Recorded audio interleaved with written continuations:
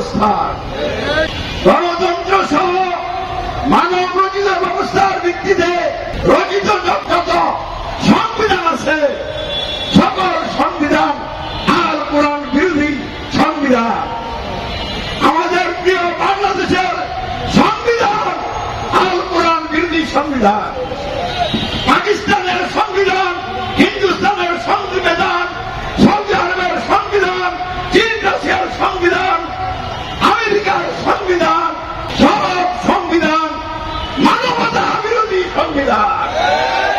এই জন্য বাংলাদেশের সংবিধান সহ সৌদি আরবের সংবিধান সহ পৃথিবীর সকল রাজ্যের সংবিধানের বিরুদ্ধে আমাদের অবস্থান। কারণ এইসব সংবিধানগুলি মানুষকে জাহান্নামের দিকে নিয়ে যাচ্ছে।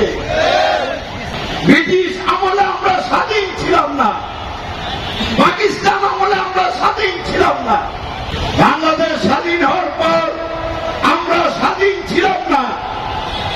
জুলাই আন্দোলনের মাধ্যমে এক ফ্যাসিবাদ মুক্ত হয়েছে, আরো অসংখ্য ফ্যাসিবাদের জন্ম হয়েছে, দেশ স্বাধীন হয় নাই। যতদিন মানুষ মানুষের গোলামি থেকে মুক্ত না হবে, আল্লাহর গোলাম হিসাবে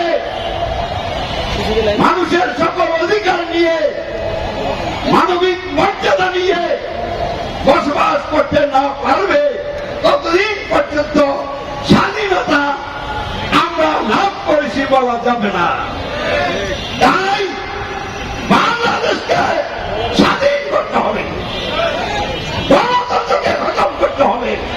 গণতন্ত্রের ভিত্তিতে গঠিত এই সংবিধান কোরআন বিরোধী, এই সংবিধানকে সরে ফেলে দিতে হবে।